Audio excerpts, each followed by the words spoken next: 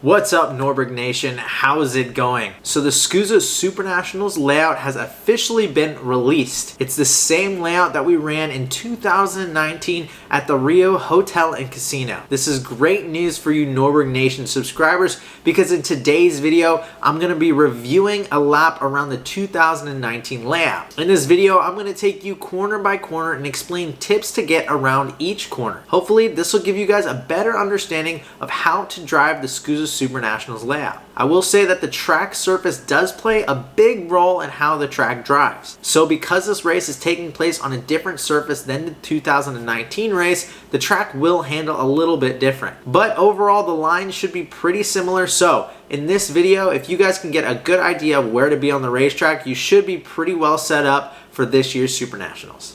So heading down this back straightaway into this fast flat out left-hander, it should be flat out this year as well, and then into turn one. So something that you can notice about turn one in this video is that it is super wide.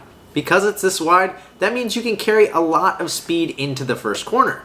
The track normally is not that grippy early in the week, so you have to tread lightly going into this corner early in the week, but as the week goes on, this corner tends to rubber up and rewards drivers who are wanting to push the limits. This is also a spot that you can make up a lot of time on your competitors. There's a fine line between overdriving this corner and underdriving this corner. Any driver that's underdriving this corner is going to get taken advantage of in the brakes going into this corner. So you really want to be pushing the limits into that first corner. As you get further into the corner, you realize that you need to late apex this corner. To do that, you have to late apex turn one. So when you enter into turn one, you've got to make sure that you carry a lot of speed into the corner and also turn in late enough that you can get a nice late apex off the corner. This will allow you enough time to get back to the left side of the racetrack for turn number two. As you can see, we come off turn one, use all the racetrack, and then we head into turn two using almost all of the racetrack on the entry. The secret to turn two is that you're really focusing on turns 3 and 4. Turn 3 is a flat out left-hander which really doesn't affect the line that much,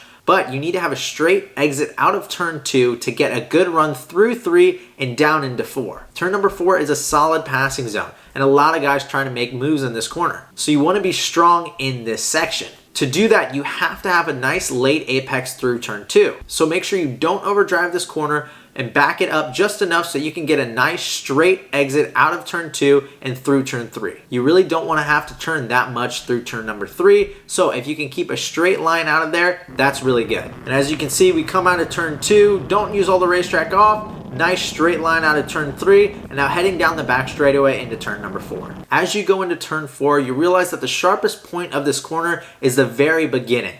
As you get further in the corner, you realize that the corner starts to tuck back to the inside of the racetrack. This just basically means that the sharpest point of the corner isn't necessarily your apex. You want to be apexing this on the back side of this curb so that you get a nice straight run from turn 4 to turn number 5. If you can stay close up against the apex curb on the exit, you'll get a nice straight run out of this corner and you'll be able to be fast going into turn number 5. Now, turn number 5 is a very fast corner and you want to be able to carry a lot of speed through this corner. You don't need to brake overly hard for this corner because it is so fast and so wide. You also are heading into a flat out chicane. The best way to get through turn 5 is to have a light brake on entry into the corner, rotate the cart, and then get back on the gas as soon as possible so that you can carry enough speed through turn 6 and 7. 8 and 9 are again another chicane, but these are much slower than turn 6 and 7. Turn 8 is a corner where a lot of guys make passes. So this is definitely a corner that you want to be paying attention to when you're racing. When you enter into turn 8, it should be a nice, easy braking zone.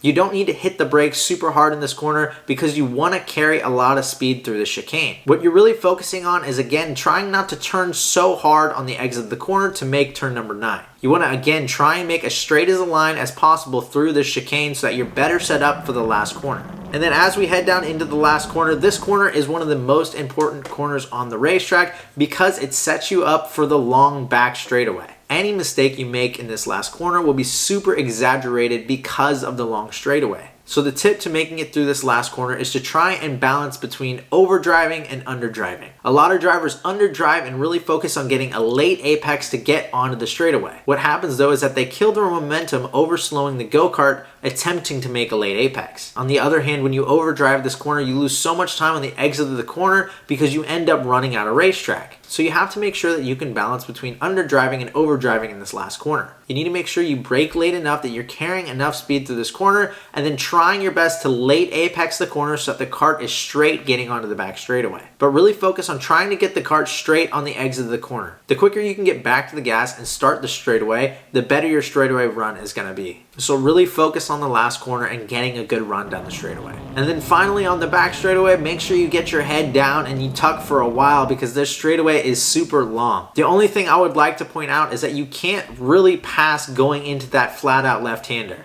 Unless you get completely beside the driver in the middle of the straightaway, it's going to be really hard to get by them going into that flat out left-hander. So if you're timing a pass on a driver, it's best just to stay behind and be prepared to outbrake them going into that first corner.